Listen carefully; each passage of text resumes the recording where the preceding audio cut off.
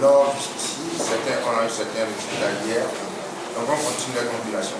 D'ores et déjà, je peux vous dire qu'il y a plusieurs, on constate beaucoup de différences. Par exemple, la liste de l'ONU, il y a une grande différence entre ce que nous avons comme résultat et ce qui a été proclamé en ce qui concerne le CST. C'est des milliers de voix. Oui, c'est-à-dire que les résultats... Si je peux vous le dire, je vous l'aurais dit. Les résultats qui sont proclamés ne correspondent pas du tout au PV que nous avons. C'est ce que nous disons. Nous avons les PV, nous sommes en train de les compiler. Je vais vous dire, quand vous prenez l'OME qui a été déjà terminé, les résultats que nous avons ne correspondent pas du tout à ce que la CENI a proclamé. C'est ce que je vous dis. Et il y a d'autres coins, d'autres conditions électorales comme cela. Les PV que nous avons, en les avons compilés, ça ne correspond pas à ce que la CENI a annoncé. C'est ce que nous disons. Maintenant, le problème qui se pose, est-ce que nous allons faire un recours? C'est la question qui se pose. Devant quelle cour? Devant la Cour constitutionnelle togolaise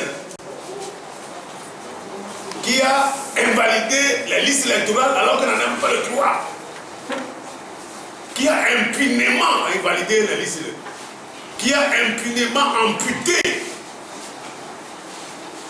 les Togolais de voter pour 9 candidats du CST dans 3 préfectures, qui a impunément privé les candidats d'être élus.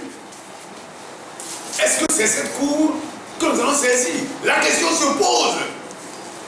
Mettez-vous à notre place. La question se pose. Ça se pose. Il faut réfléchir longuement avant de déposer un recours devant cette cour.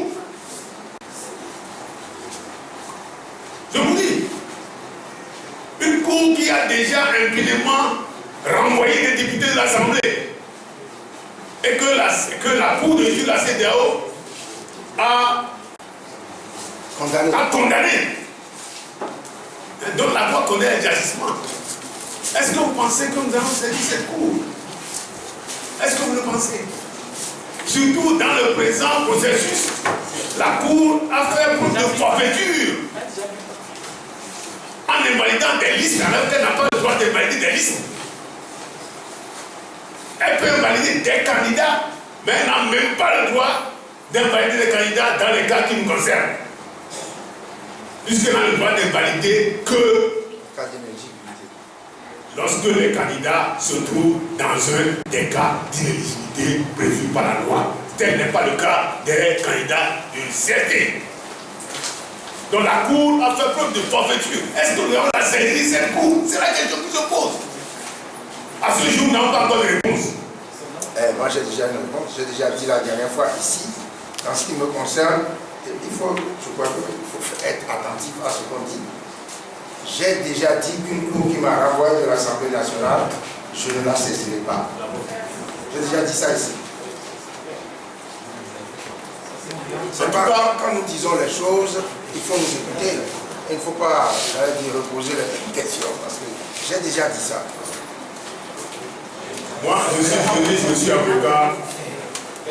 La suite de la question. Je suis avocat, je vous demande. Je vous pose des questions. En tout cas, si j'avais été candidat, je n'aurais pas saisi cette cour. C'est clair.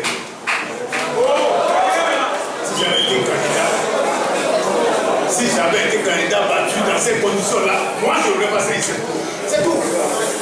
Bon, maintenant, ce sont les candidats qui décident, c'est pas moi qui décide à leur place. Ce sont les candidats qui décident. Il y a des candidats qui vous disent non.